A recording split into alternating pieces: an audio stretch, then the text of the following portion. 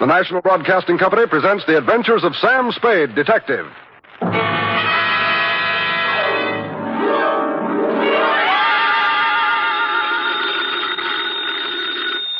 Sam Spade Detective Agency. Me, sweetheart.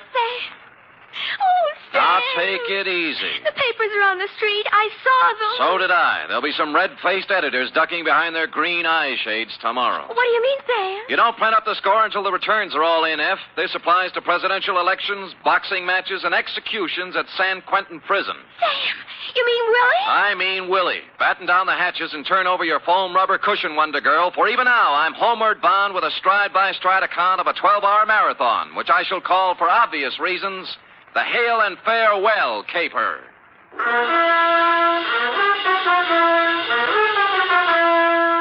Transcribed for NBC, William Spear, radio's outstanding producer-director of mystery and crime drama, brings you the greatest private detective of them all, starring Stephen Dunne in The Adventures of Sam Spade.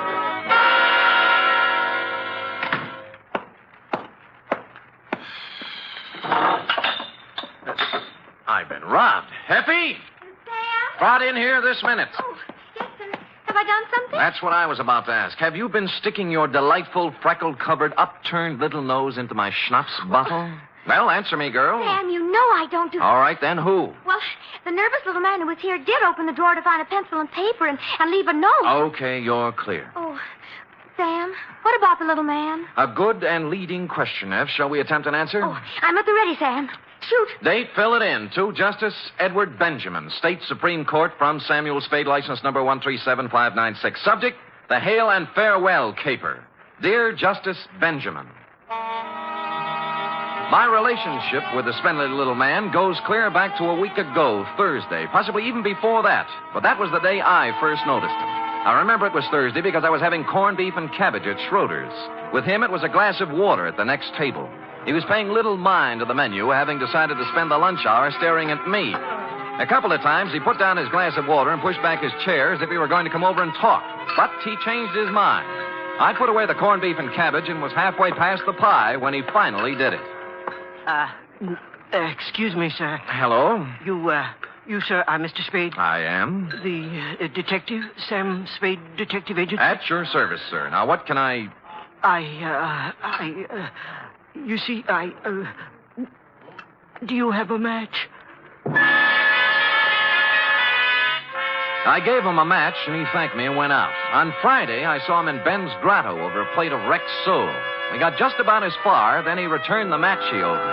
The following week, I saw him 4 times, once as I was going into a show, once at the post office, and twice as I was going into my office building. Each was the same. We'd get up to the point where he was about to tell me something, then he'd back down and ask me what time it was, or did I have a horse in the fifth at Golden Gate, or would I lend him a cigarette. Then he'd bustle off as fast as his spindly little legs could carry. And thus matters stood yesterday. Place, my office, time, 1:37 p.m. Sam Spade. Mr. Spade, this is a gentleman who Yeah, don't tell me I know the voice. Now, what is it this time? I do like to see you, Mr. Spade. I must see you. I know. I'll save us both a trip. The It is date vital. is April 26th. The time is 1:38 p.m. All It is trains, really urgent. planes, and streetcars are leaving on schedule. Most And for the important- favorite at Golden Gate tomorrow, consult your nearest Please, bookie. please, sir, please, Mr. Spade, please, do not jest. This is a matter of life and death. I see. Fine, then. I'll see you tomorrow for lunch, huh? I won't be here, Mr. Spade. Oh, where'll you be? Dead? Look, I'm tired of this, I'm Mr. probably- Spindley. Give it to me straight or sign off. Now, what is it? Gotta listen to me, Mr. Spade. It's most important. It's a life or death. It's a life... Hello? Mr. Spindley? Hello?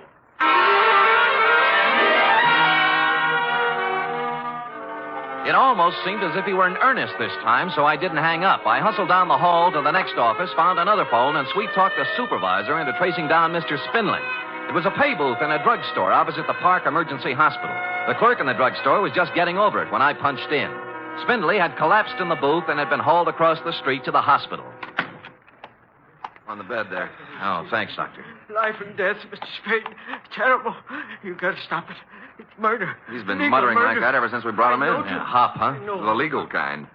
You see before you an overdose of sleeping tablets. You mean he tried to kill himself? I can't think of an easy way anyone could feed him 2 full bottles, can you? Pull through? Probably. You gave him a good pumping. Don't let them do it. Don't. All right. It's all murder. right. Now, Mr. Doe, don't carry on so. But I know who did it, sir. You must stop him. All right. I know who is Take it easy. Boy, he's got a lot of strength for a little guy. Mr. Doe, huh? No name. Yeah, nothing to identify him. Funny thing, that. What do you mean? I'd almost guarantee the man's undernourished, hasn't eaten for days, shabby clothes and so on. Yet look at the roll I found in his pocket. How much? Almost $800. Oh, did you find anything else? Yeah, this. Huh? What do you make of it? Well, front page of the Star Times. It's a galley proof, isn't it? Kind they run off in the linotype room before they start the presses. Yeah. Killer dies tonight. Willie Johnson, hitchhike murderer, to enter gas chamber at midnight. Innocent man. All It's murder. It's murder. Down you go, Mr. Doe. But I know who did it, sir. I know everything. Everything. I know. A frame. It's a skillful frame. You mean Willie Johnson? Yes, sir. I know who it was. It was hail and farewell, sir. Hail and farewell. Who was it? Come on, Mr. Doe. Wake up. Mr. Doe. Yeah. I was waiting for that. Hit him. Like a ton of bricks. He'll be incommunicado for the next 24 hours or longer. Hail and farewell. A broken down actor. Huh? Only an actor would think more of an exit line than an innocent man's neck. You mean you believe he knows? I don't know what I believe. The guy's been trailing me for 10 days, driving himself nuts, tries to knock himself off. It's a cinch he believes it. Well, there's no chance of bringing him around before tomorrow. Yes, and Willie Johnson dies tonight. So what happens? So I'm stuck for taxi fare to San Quentin.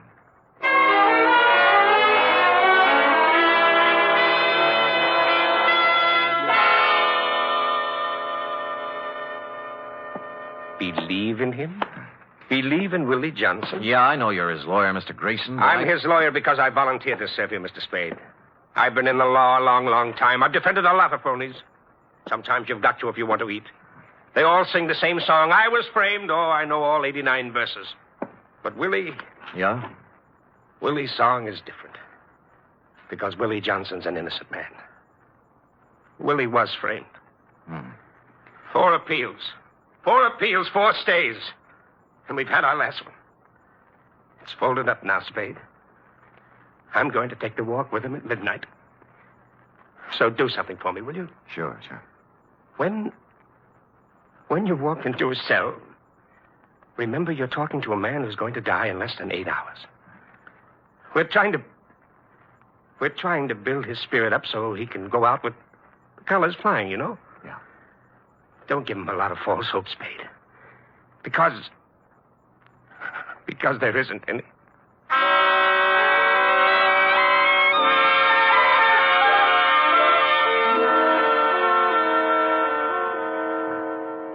I don't quite understand, Mr. Spade, sir. I told my story so many times. I'd like to write something about you for the papers, Willie. Oh, yes, sir. But all the newspaper gentlemen been here and gone. Yeah, I know. Could you tell it just once more, Willie? Well, all right, sir. It's more than a year ago, I guess you know that. Yeah. I was broke, you know.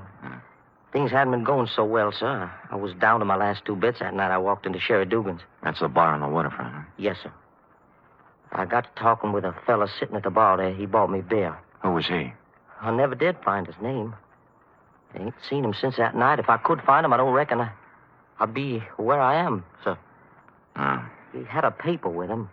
Was reading the classified ad section. You know the part about autos, transportation, and so on? Yeah. Well, there was an ad there. I'd say, we'll pay $500 plus expenses to drive car to Mexico City with a phone number. Mm-hmm. And the fella said if he were in my shoes, he'd call up and inquire, so I did. I inquired, and I got the job. Well, sir, about an hour later, I met a man with a car at Southern Mason by the gas station there. And he gave me the $500, and I start out for Mexico City. Who was he, Willie? Never found his name either. We tried too, Mr. Grayson, me. Never could find him. I see. Well, it was raining that night, sir. I remember. It was raining. And I hadn't gotten more than 50 miles south of town, somewhere around Morgan Hill it was, when a siren blew off behind me, and the first thing I knew, well, they was asking me questions about a girl. A girl named Georgia Lyon. Uh-huh. It was her car, it seems, and the officer claimed I stole it. They made me raise my arms, and they searched me. And there was a knife in my pocket, you see, with blood on it. There, and I don't know how it got there. And the $500, that had blood on it, too. And there was blood on the seat. And when they opened the turtle back, there she was. This Georgia line I told you. All doubled up there and dead. And they said I'd done it for the money in the car. And I guess I just went crazy, Mr. Spade, with this all coming at me at once that way. You see, I tried to make a break for it, and I got away. And I knew it was a terrible wrong thing to do. I know that. Yeah, what about the trial, Willie? Well, sir, Mr. Grayson done everything in his power. And so did I. I told the truth as close as I could recollect it, but it didn't make no sense. We never found the man in the bar or the man who drove up in the car. What about the phone number in the ad? Oh, that turned out to be a fancy dress. That turned out to be a fancy dress shop on Powell Street called Mason Francine. And the classified ad, sir, that was the queerest thing of all. Well, what do you mean? Well, Mr. Grayson went through every newspaper in the country for 2 weeks either side of the night, and there wasn't any such ad in any of them. So they said I was lying. They said I was lying. I made it all up in my head. And now they're going to kill me for it. Yeah. I don't know, Mr. Spade. I've heard it so long now. Maybe I did kill her. Maybe they're right. Maybe they're right. But there was something in the way he said maybe they're right. I told you they were wrong. I thanked him and told him I had what I wanted for my story and said goodbye. There was no hope in his face, but no despair either. He knew what was coming and he was ready. And that's all.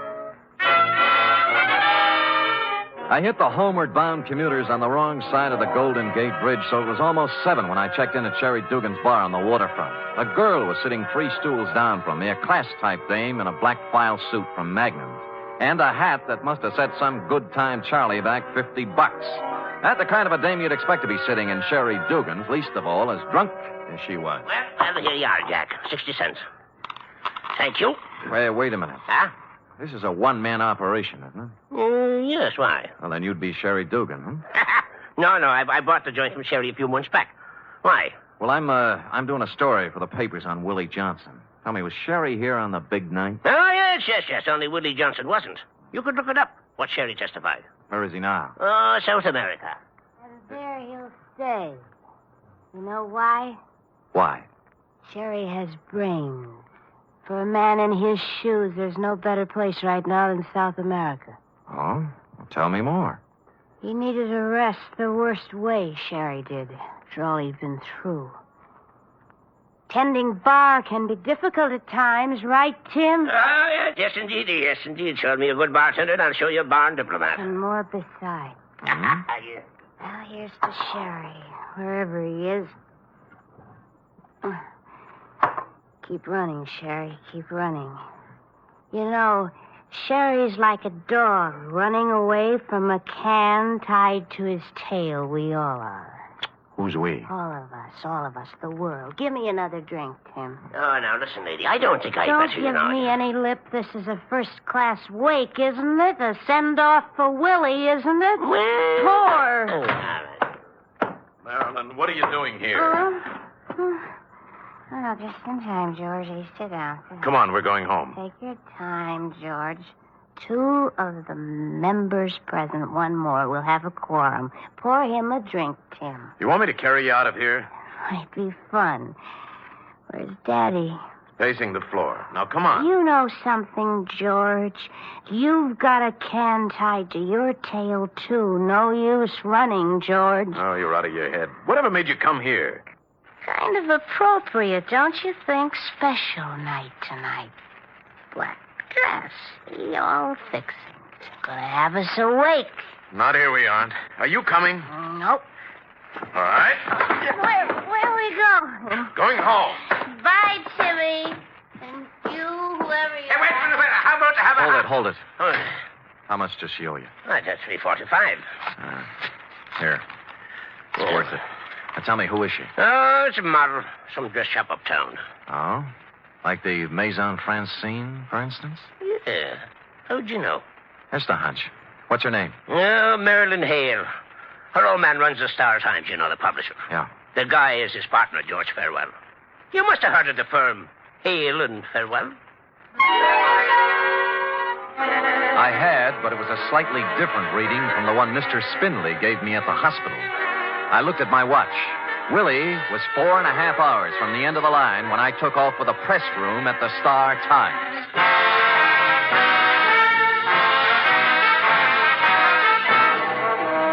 You are listening to the weekly adventure of radio's most famous detective, Sam Spade.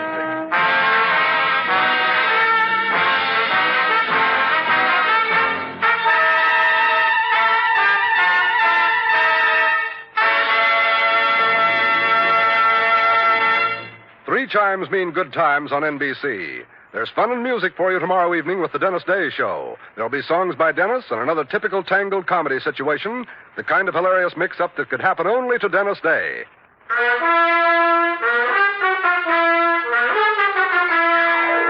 And now, back to the Hail and Farewell caper, tonight's adventure with Sam Spade.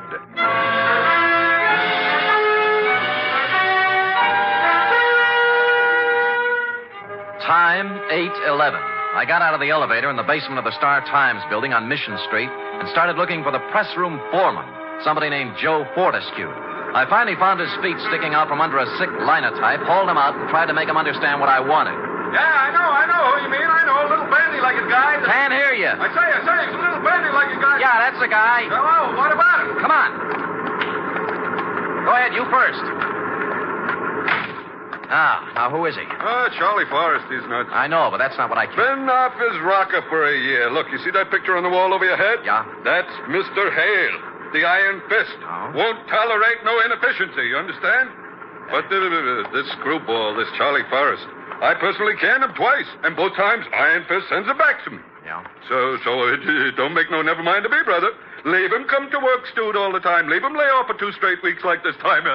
Don't make no never mind. Yeah. Now, look, I'm up with you now. How long's Charlie been this way? A year or so. I know just when it started. When Willie Johnson was hauled in on the hitchhiking killing, right? Oh, you've been talking to Charlie, huh? Yeah. Funny thing how that hit him. You'd find him sitting in a corner by himself, mumbling all the time about the guy being innocent. Mm-hmm. What do you suppose Charlie had to do with that? Oh, I don't know. Got real crazy toward the end, you know. Said he was killing Willie Johnson. And you'd ask him with what, and he'd say a linotype machine and a hunk of newsprint. One day he even offered to prove it, you know. How? I don't know.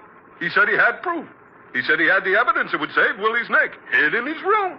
Boy, was he off his trolley. Look, I've got to find out where he lives. They don't know upstairs. I don't know. We don't know downstairs neither. He moved out of his apartment 3 weeks back, and don't nobody know where he went. Look, he was in this morning. Picked up a galley proof of page 1. Hey, that's right. Yeah. I'll tell you who might know where to find him. Oh, come on. Yeah, about 10 o'clock he leave here. Said he was going to look him up. Somebody named Spade.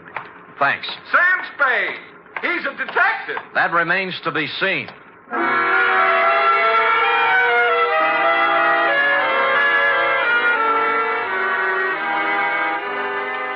Message, Sam? A bandy-legged little guy named Charlie Forrest, F. He must have been in around 10:30 this morning. Oh, dear, I didn't get here till 11. They're still clearing stuff off the tracks from the MacArthur reception. Yeah, never mind that now. Listen, write this down. Oh, wait till I find a piece of paper. Hurry up. Here, under the ashtray. Yeah. Go ahead, Sam. Call Jeremy Grayson. He's a lawyer, and he's with Willie Johnson in the death row at Quentin. Tell him to get hold of a justice on the state Supreme Court and hold the line open till I get him. You got that? Yes, sir. Is there anything else? No, I'll get back to you in a little while. Sam, wait a minute. Don't hang up. What's the matter?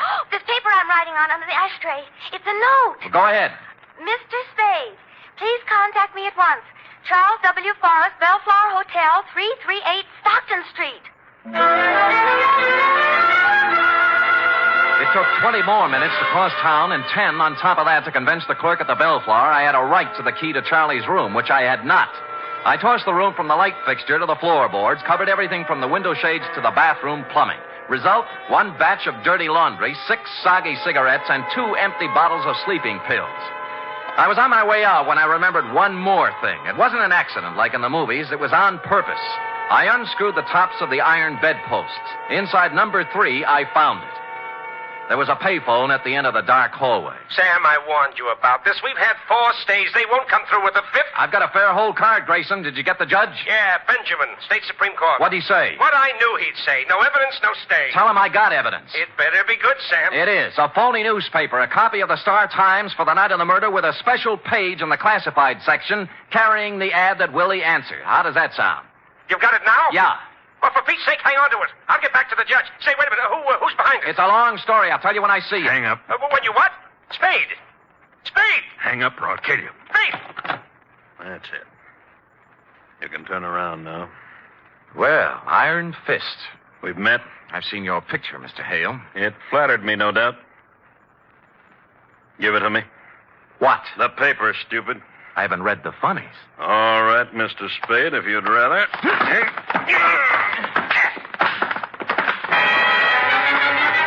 Iron Fist knew other games besides publishing. He moved up, I went for the gun, which suddenly wasn't there, and he was giving me a fast demonstration of judo for beginners.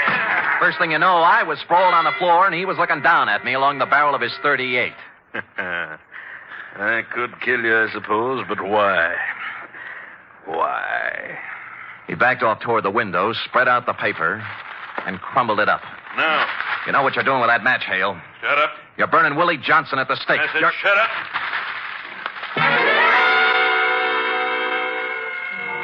He touched the match to the pile of papers, watched them flare suddenly, lighting up the entire hallway. He looked like a medieval devil. I'm sorry about Willie Spade, but it has to be, that's all. It has to be. What did you have to do with Georgia Lyon? Nothing.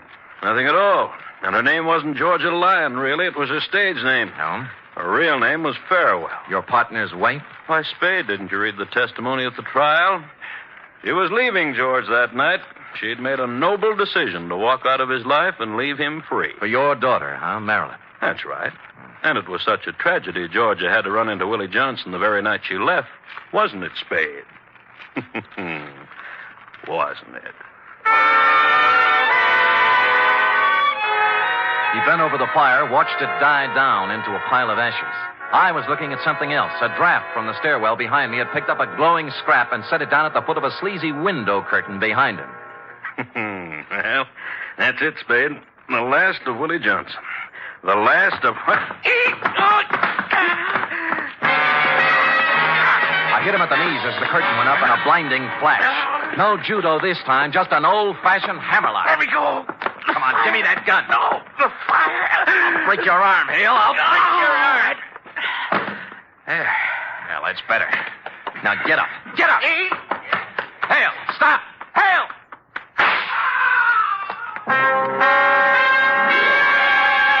I caught him in the leg as he hit the top of the stairway. He took off like an eagle, lit on his neck halfway down, and toppled the rest of the way like a loose-packed sack of laundry. He was dead when I got to him. Score, with an hour and 5 minutes to play, no evidence, one dead witness, one unconscious one killer, an accomplice at large. There was only one way left to go, and I took it.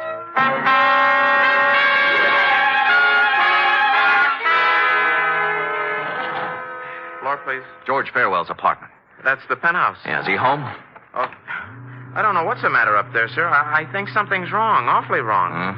He went up there early this evening with a young lady, and the door to the roof is locked at the 8th floor. That's never happened before. Any other way up? Well, you might try the fire escape if it's urgent. It is. So I climbed the fire escape at the 8th floor and went up onto the roof. Or rather, into George Farewell's patio. I worked my way through a maze of potted shrubbery around a fish pond with a fountain in the middle. Piano music was coming through a pair of French doors. But before I saw where the music was coming from, I knew it was the radio and not the piano. Because the piano, a 14-foot grand, had George Farewell sprawled across the keyboard with a bullet through his head. I crossed to the set of French doors on the other side of the house. And there I saw her, standing up on the 3-foot parapet surrounding the roof, looking 8 floors down into the street. Don't come any closer. You're not really going to jump, Marilyn. He did it his way. I'm going to do it mine. Don't come any closer. Don't. I won't. So George shot himself, huh? Why not? Can't go through life with a can tied to your tail. No running away from that. No, there isn't. Well, you're going to jump? Give me time. Oh, you want to do it the dramatic way, don't you, Marilyn? Only 35 minutes left until Willie checks out over at the... Will you shut up? And to make it really ironic, you'll want to take off before he does, right? The one person left who can save him. I talked to Willie, Marilyn. He must hate the world. He doesn't hate anybody. Poor jerk. I think he'd feel even sorrier for you, throwing your own life away while you can still save his. You can't run away from this tin can, but you can untie it. You can climb down off that wall and ride over to Quentin with me. You can tell him George Farewell killed his wife, that the three of you and the little linotyper made a pigeon out of Willie. I held my breath. She swayed, looked down into the street, poising herself. Then she turned round and stepped onto the roof again.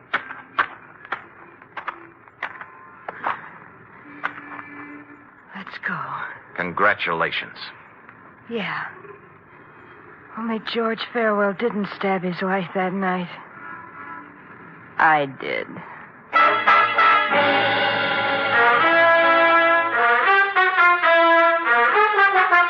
We pulled up at Quentin with 6 minutes to spare.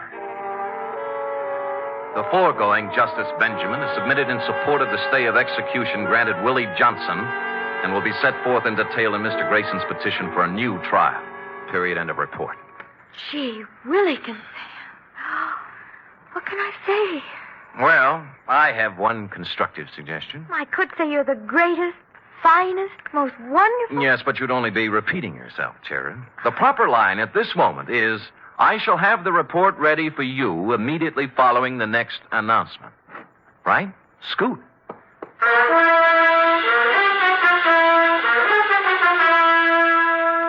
Three chimes mean good times on NBC. Listen to the stars on this Sunday's big show. Jimmy Durante, Ethel Merman, Milton Berle, and Gordon McRae, plus Meredith Wilson and his orchestra. Your MC on the big show, of course, is the glamorous Tallulah. You're invited. Here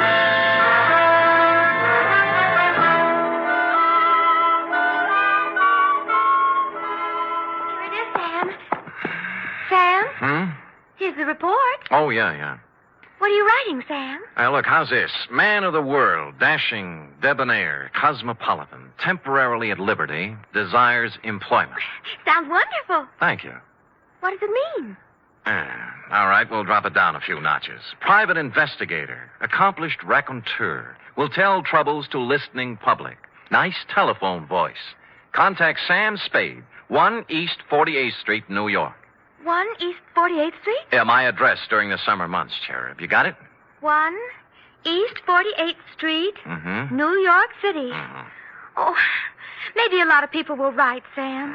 I'm sure they will. Think so? There'll always be a Samuel Spade Incorporated. Will there? Look ahead. Smile through the tears, Sam. I am. The day will come soon again when the phone will ring and you will say... Sam Spade Detective Agency. Yes, and I will say... Me, sweetheart. Buck up, old girl. Stout fella, stiff upper lip. Good show. Not goodbye, but... au revoir, Sam. Hail and farewell.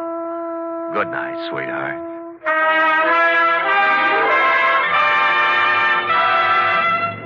Thanks for watching. If you want more, please don't forget to subscribe and turn on notifications.